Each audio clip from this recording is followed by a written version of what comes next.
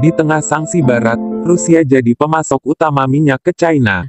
Rusia mempertahankan posisinya sebagai pemasok minyak utama China untuk bulan ketiga pada Juli tahun 2022. Penjualan minyak Rusia ke China meningkat karena mendapat diskon harga dan bersaing dengan pemasok lain seperti Angola dan Brasil.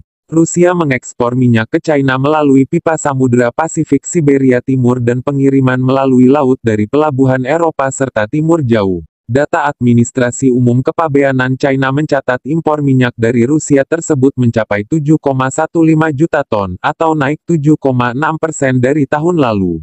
Namun, pasokan minyak Rusia pada Juli, setara dengan sekitar 1,68 juta barel per hari, BPH, berada di bawah rekor Mei yang mendekati 2 juta barel per hari. China adalah pembeli minyak terbesar Rusia. Sementara itu, Arab Saudi menjadi pemasok minyak kedua terbesar ke China pada bulan Juni yang sebesar 6,56 juta ton. Sejak awal tahun 2022, impor minyak Rusia ke China telah mencapai 48,45 juta ton, naik 4,4%, masih tertinggal di belakang Arab Saudi, yang memasok 49,84 juta ton, atau 1% di bawah level tahun lalu. Impor minyak mentah China pada Juli turun 9,5% dari tahun sebelumnya. Dengan volume harian di level terendah kedua dalam 4 tahun, karena penyulingan menurunkan persediaan dan permintaan bahan bakar domestik pulih lebih lambat dari yang diperkirakan.